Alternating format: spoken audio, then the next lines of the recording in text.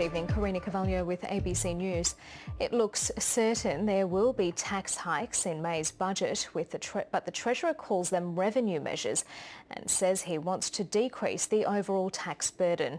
It comes as ratings agency Moody's warns if taxes don't rise, the government won't be able to return the budget to surplus.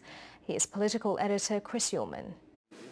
A tax increase by any other name. Of course there'll be revenue measures in the budget. And credit ratings agency Moody's is warning that tax hikes are needed if Australia is to keep its coveted AAA credit rating. The agency says spending cuts in the May budget are likely to be modest. So without tax hikes, debt will continue to climb, and that's a credit negative for Australia. If the credit rating falls, the cost of servicing the national debt will rise. Mr Morrison says Australia has no revenue problem, only a spending problem. Well, he and Mr Turnbull appear to be the only people, sensible people, who think that. But the root of the problem is a decade-long increase in government debt. That began with the Rudd-era stimulus package during the financial crisis.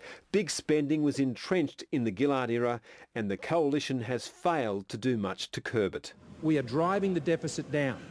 Under Labor, that deficit will be higher because they can't control spending, and that's why they want to increase taxes. The Treasurer says he won't be driven by credit agency rumblings. Australians will be relieved to know that the government doesn't take this as a licence to tax Australians more. That's what the Labor Party see this as. Labor's tax plans are clear. We've been leading the debate on high income superannuation, on tobacco, on negative gearing, on capital gains tax. Now the Treasurer looks inclined to lift some taxes or cut some concessions. What we're saying is where we will apply those revenue measures is to reducing the tax burden in other parts of the economy and wherever possible to continue to drive down the deficits. The only easy targets left are limiting superannuation concessions for the wealthy and yet another hike in tobacco taxes.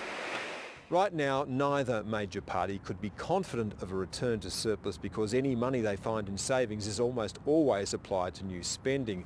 There is only one certainty, that money borrowed for today's services will be paid for by tomorrow's taxpayers with interest. Chris Uhlmann, ABC News, Canberra.